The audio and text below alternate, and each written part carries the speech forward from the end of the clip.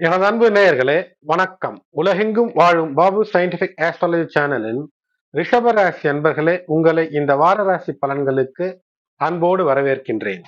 உங்களுக்கு என்னுடைய உளம் கனிந்த 2025 விஸ்வா வசு உலகத்திற்கு உலக மக்களுக்கு தேவையான அனைத்தையும் தரக்கூடியது என்று பொருள்படும்படியாக அமையக்கூடிய இந்த தமிழ் புத்தாண்டினுடைய வாழ்த்துக்கள்.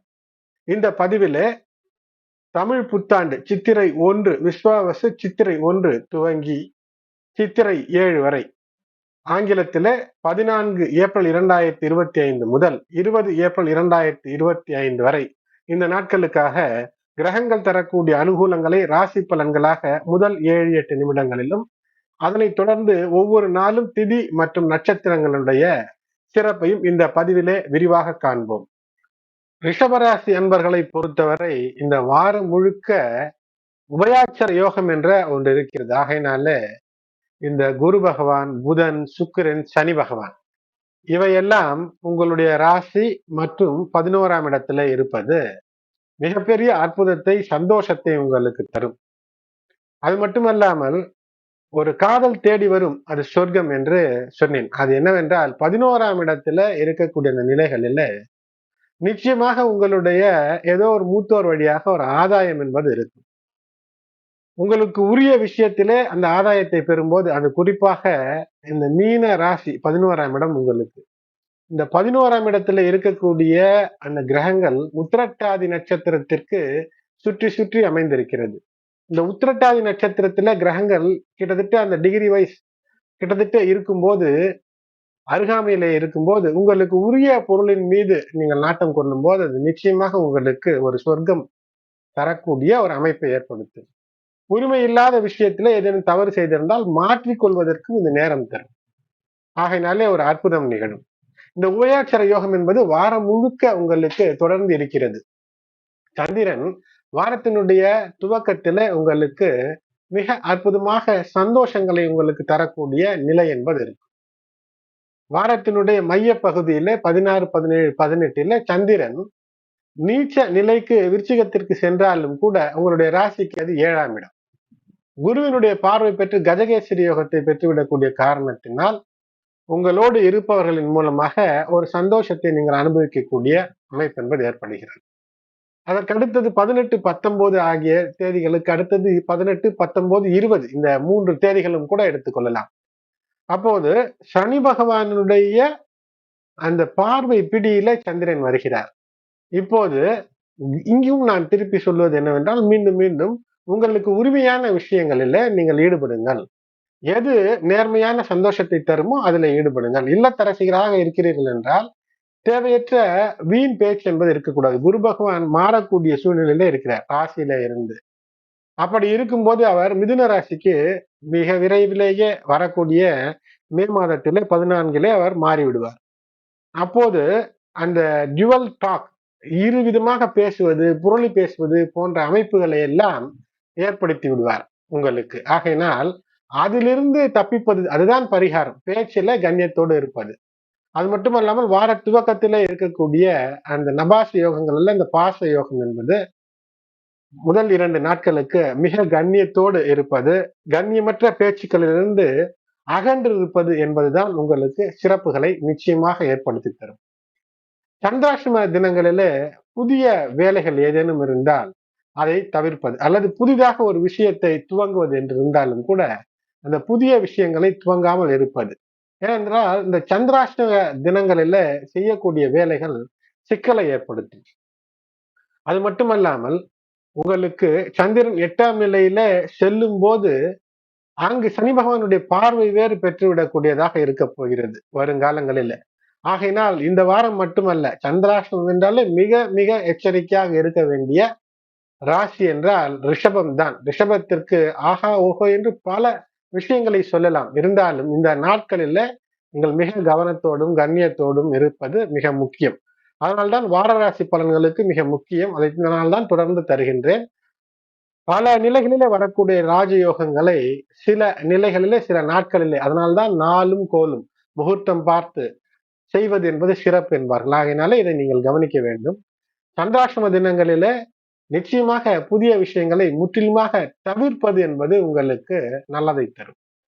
மற்ற ராசிக்காரர்களுக்கு கூட ஏதோ ஒன்று, ஏதோ ஒரு பரிகாரம் மூலம் ஒரு பிரச்சனை தீர்ந்தும். ஆனால் சற்று நெறி தவறினாலும் கூட வரக்கூடிய காலங்களிலே சந்திராஷ்டமம் உங்களுக்கு கண்ணியத்தோடு இருப்பதற்கு அந்த நாள் என்பது ஒரு ஒர்க் ஷாப், பிராக்டிஸ். எதிலும் நேர்மை தவறாமல் இருக்க வேண்டும்.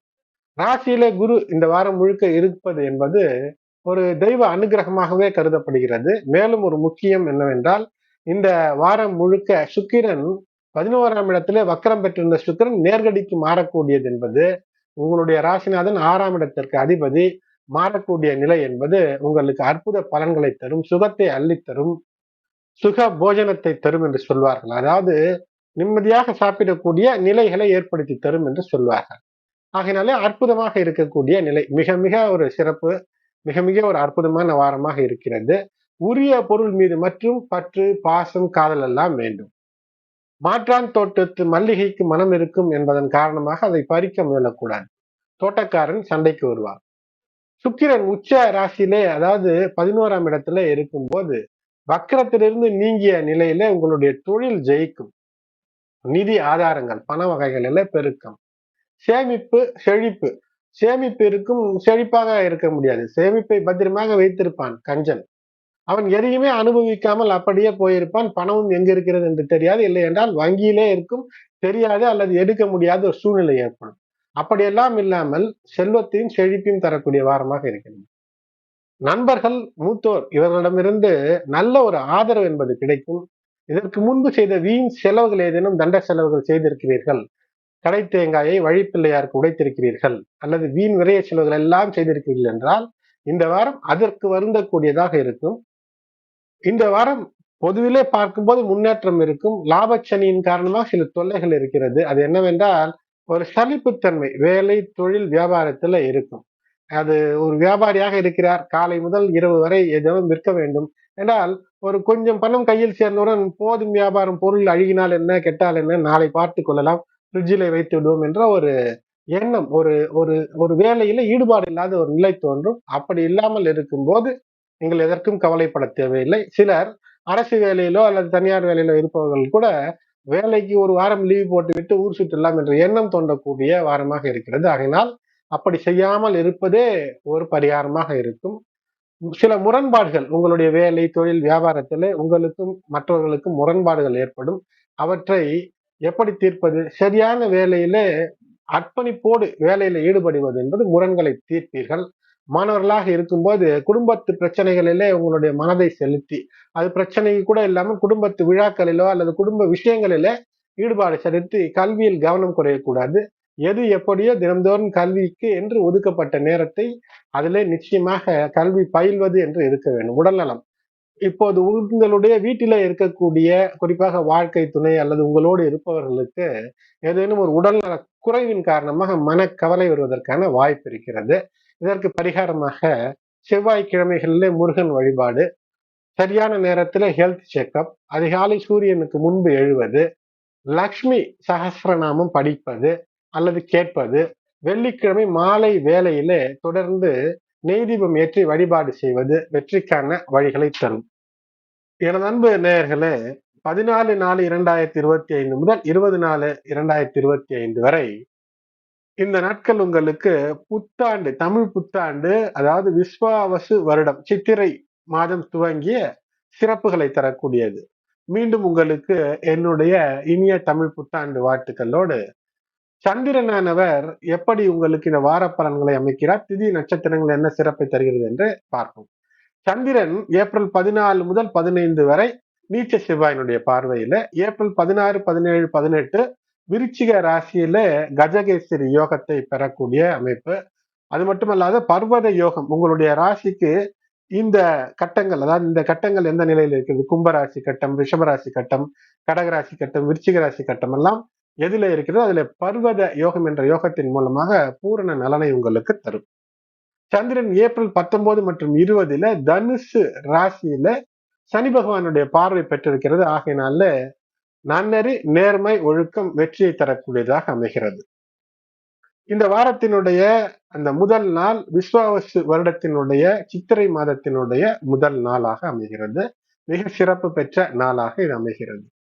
இந்த விஸ்வாவசு வருடம் சித்திரை 1 திங்கட்கிழமை ஏப்ரல் 14, 2025 8:25 AM வரை பிரதமை, அதன் பின்னர் திதியை. சுவாதி நட்சத்திரம் 12:13 AM வரை, பிறகு விசாகம். அதிகாலை சுமார் 3 மணி அளவில இந்த நாளில மேஷ ரவி சூரியன் விஸ்வாவசு வருடத்திற்கு மேஷ ராசியிலே உச்சம் பெறக்கூடிய அமைப்பை பெறுகிறார். தமிழ் புத்தாண்டு புதிய பஞ்சாங்கம் வைத்து பூஜை செய்து வழிபாடு செய்வது ஏற்றத்தை தரும். இஷ்ட தெய்வ குலதெய்வ வழிபாடு, பஞ்சாங்கம் படிப்பது, அந்த பஞ்சாங்கம் வைத்து பூஜை செய்யக்கூடியவர்கள் 6 முதல் 7 மணிக்குள் அல்லது 9 மணிக்கு துவங்கி செய்யலாம். நாளும் கோலும் சொல்லும் செல்லும் செய்திகளை அறிந்து அருள் பெறுவது மிக முக்கியம். காரணம், ஒரு வாரத்தை பற்றி தெரிந்து கொள்வது ஆயுள் விருத்திக்கும், திதியை பற்றி தெரிந்து கொள்வது ஐஸ்வர்யம் சொத்து சேர்வதற்கும், நட்சத்திரத்தை பற்றி தெரிந்து கொள்வது பாவங்களை நீக்கிக் கொள்வதற்கும், யோகம் பற்றி தெரிந்து கொள்வது நோய் நீக்கிக் கொள்வதற்கும், கரணம் பற்றி தெரிந்து கொள்வது வெற்றிகளை பெறுவதற்கும், தோஷமற்ற நிலையில இந்த நாள் பிரதமை, தோஷமற்ற பிரதமை, காரணம் பௌர்ணமி பிரதமையாக இருக்கிறது. இந்த நாளில தன்வந்திரி பகவானுக்கான விசேஷங்களை அறிந்து பூஜை செய்வது செல்வ வளம் பெருகும். ஜுவலந்தம் என்று சொல்லக்கூடியவர் லட்சுமி நரசிம்மர், அவருக்கான பூஜை செய்வது கூட ஏற்றது. ஏனென்றால் ஜுவலந்தம் என்றால் நினைத்தவுடன் வந்து அருள் புரிபவர்கள் என்று சொல்லக்கூடிய விஷயம். ஆகையால் தான் லட்சுமி தேவிக்கு கூட ஜுவலந்தி என்ற பெயர் இருக்கிறது. அமிர்த யோகமானது 12-13 வரை இருக்கிறது, பின்னர் மரண யோகம். சூன்ய திதி ஆகையினாலே முன்னோர் தர்ப்பணங்கள் இந்த நாளிலே திதி திருப்பணங்கள் கூடாது. விஷ்ணு வருடத்திற்கு அந்த துவங்கக்கூடிய அதனால் விஷ்ணு கனி என்று பெயர். பழங்களை வைத்து, கண்ணாடி வைத்து, பூக்களை எல்லாம் வைத்து பூஜை செய்வது, இது உங்களுக்கு உங்களுடைய இல்லத்து குழந்தைகளுக்கு புதிய வருடம் அல்லது உச்சம் பெறக்கூடிய சூரியன் எந்த நாளிலே உச்சம் பெற துவங்கி சிறப்பு செய்கிறார் என்பது புரிய வைக்கக்கூடிய அமைப்பு. சைத்திர விசு புண்ணிய காலமாக அமைகிறது. இந்த நாளிலே சூரிய வழிபாடு. திதி தர்ப்பணங்கள் செய்யக்கூடாது, இருந்தாலும் கூட முன்னோரை நினைத்து மனதிலே வணங்குவது சிறப்பை தரும். அடுத்தது விஸ்வாசு வருடம் சித்திரை 2 செவ்வாய்க்கிழமை ஏப்ரல் 15, 2025 10:55 AM வரை திதியை, பின்னர் திருதியை. விசாகம் நட்சத்திரம் 3:10 AM வரை, பிறகு அனுஷ்யம் இரவு 3:10 வரை மரண யோகம். விசாக நட்சத்திரமும் செவ்வாய்க்கிழமையும் சுப காரியங்களை முற்றிலுமாக இந்த விசாக செவ்வாயில தவிர்ப்பது நல்லது. அடுத்தது விஸ்வாவசு வருடம் சித்திரை 3 புதன்கிழமை ஏப்ரல் 16, 2025 திதி 1:17 வரை திருதியை, பின்னர் சதுர்த்தி. அனுஷ நட்சத்திரம் 5:55 வரை, பிறகு கேட்டை. வெதிபாத நாமயோகம், அதனால வெதிபாத சார்த்தம் செய்யக்கூடிய அந்த கடமை இருந்தால் நிச்சயம் செய்யுங்கள். முன்னோர் வழிபாட்டிற்கு ஏற்ற நாள். நாள் முழுவதும் சித்த யோகம். சங்கடஹர சதுர்த்தி, ஏனென்றால் மாலையில சங்கடஹர சதுர்த்தி, விநாயகர் வழிபாடு தடைகளை நீக்கி வெற்றியை தரும் தன்ய நாள். அனுஷ புதன் அமிர்த சித்த யோகம் கூடிய நாளாக இருக்கிறது. ஆகையானால் இது புத அனுராதா என்றும் சொல்லப்படக்கூடிய நாளாக இருக்கிறது. தன்ய நாளாக அதனால் இதை கருத முடியாது. மந்திர ஜபங்களை படித்தால் பலமுறை படித்த ஒரு பலன் பெறக்கூடிய நாள் என்று நம் முன்னோர்கள் சொல்லி இருக்கிறார்கள். விஸ்வாவசு வருடம் அடுத்தது விஸ்வாவசு வருடம் சித்திரை 4 வியாழக்கிழமை ஏப்ரல் 17, 2025 திதி 3:23 PM வரை சதுர்த்தி, பின்னர் பஞ்சமி. நட்சத்திரம் கேட்டை நட்சத்திரம். பஞ்சமி அன்று வாராகி வழிபாட்டிற்கு மிக ஏற்ற நாள். இந்த நாள் பிரபல அரிஷ்ட யோகம் அதிதி, அதனால் இறந்தவர்களுக்கு திதி தரக்கூடாது இந்த நாளில். இன்றைய தினம் புது காரியங்கள் எதை துவங்கினாலும் தோல்வியிலே முடியக்கூடியதாக அமையும். அடுத்தது விஸ்வாவசு வருடம் சித்திரை 5 வெள்ளிக்கிழமை ஏப்ரல் 18, 2025 திதி 5:07 மணி வரை 5:07 PM வரை பஞ்சமி, அதன் பின்னர் சஷ்டி. நட்சத்திரம் கேட்டை நட்சத்திரம் 8:21 AM வரை, பிறகு மூலம். ஆகையினாலே காலை 8:21 வரை மரண யோகம், அதன் பின்னு அமிர்த யோகம். கல்வியா, செல்வமா, வீரமா, எது வேண்டும் என்று கேட்டால் மூன்றுமே ஒருங்கிணைந்து இருந்தால் தானே வெற்றி. அதனால் அதற்கு ஏற்ற ஏதோ ஒரு பூஜை, ஏதோ ஒரு தெய்வம், ஒரு ஈடுபாடு வேண்டும் அல்லவா? அதற்கு இது ஏற்ற நாளாக இருக்கிறது. ஏனென்றால் காலையில இந்த பஞ்சமி திதியோடு அமையக்கூடிய காரணமாக இருக்கிறது. வராக ஜெயந்தியாக இந்த நாள் அமைகிறதாகினாலே வராக பெருமாள் வழிபாடு, நிலம் சார்ந்த விஷயங்களிலே ஏதேனும் சட்ட சிக்கல் இருக்கிறது அல்லது பல முயன்றாலும் நிலம் வீடு வாங்க முடியவில்லை என்ற வருத்தம் இருக்கிறது என்றால், அந்த நில பிரச்சனைகள் நீங்க, நிலம் சார்ந்த விஷயங்கள் கைகூட வெற்றி பெற வாராக பெருமானுக்கான வழிபாடு. கோடிகளில் பணம் புரள திருப்பதியில இருக்கக்கூடிய வாராக பெருமான் வழிபாடு. நல்ல திருமணம் வரம் வேண்டும், திருமணம் ஆனாலும் கூட ஏதோ தடை இருக்கிற திருமண உறவுகளில சிக்கல் என்றால் திருவிடந்தை நித்திய கல்விய பெருமாள் கோவிலில் இருக்கக்கூடிய வராக பெருமாள் வழிபாடு, இல்லை என்றால் இந்த பெருமாள்களை நினைத்து வழிபாடு. இவையெல்லாம் உங்களுக்கு வெற்றியை தரும், கல்வியையும் தரும், செல்வத்தையும் தரும், வீரத்தையும் தரும். நல்ல காரியங்களை காலை 8:30 பின்பு இந்த நாளிலே செய்யலாம். அடுத்தது விஸ்வாவசு வருடம் சித்திரை 6 சனிக்கிழமை ஏப்ரல் 19, 2025 6:22 PM வரை சஷ்டி, பின்னர் சப்தமி. நட்சத்திரம் மூலம் நட்சத்திரம் 10:21 AM வரை, பிறகு பூராடம். அதிகாலை 7 மணி வரை கரிநாள் தோஷம் இருக்கிறது. தேய்பிரை சஷ்டி முருகன் வழிபாடு, முருகனுக்கு விரதம் இருந்து வழிபாடு செய்ய ஏற்ற நாள். இந்த நாள் முருகன் மற்றும் விநாயகருக்கும் ஏற்ற நாள், விநாயகருக்கும். அதனால் கேது சார்ந்த பிரச்சனை இருக்கிறது, கேது தோஷம் இருக்கிறது என்றால் இந்த நாளிலே அந்த மாலை வேலையிலே செய்யக்கூடிய அந்த சஷ்டி நாளிலே மாலையில செய்யக்கூடிய பூஜை வெற்றியை தரக்கூடியதாக இருக்கும். மூல நட்சத்திரம் என்பது அனுமனுடைய நட்சத்திரம் இருந்தாலும் இந்த நாளில இந்த மூல நட்சத்திரம் இருக்கக்கூடிய அந்த தேய்பிரை சஷ்டி இருக்கக்கூடிய நாளிலே வழிபாடு என்பது விநாயகருக்கும் முருகனுக்கும் செய்வது அந்த கேதுவினுடைய பிரச்சனைகளிலிருந்து வெளிவருவதற்கு இது மிக ஏற்ற நாளாக அமைகிறது. வீடு மனை வாங்க ஏற்ற நாளாக இருக்கிறது. வீட்டு உபயோக பொருட்கள் வாங்க, தெய்வ சிலைகளை வாங்கி வழிபாடு செய்ய ஏற்ற நாளாக அமைகிறது. அடுத்தது விஸ்வாவசு வருடம் சித்திரை 7ஆம் நாள் ஞாயிற்றுக்கிழமை ஏப்ரல் 20, 2025 திதி 7:01 PM வரை சப்தமி, அதன் பின்னர் அஷ்டமி. நட்சத்திரம் பூராட நட்சத்திரம் 11:48 AM வரை, பிறகு உத்திராடம் நட்சத்திரம். நாள் முழுவதும் சித்த யோகம் அமிர்த யோகம் கூடிய நாளாக அமைகிறது. இது சப்தமி சூரியன் வழிபாட்டிற்கு ஏற்ற நாள், அதிலும் பானு சப்தமியாக அமைகிறது.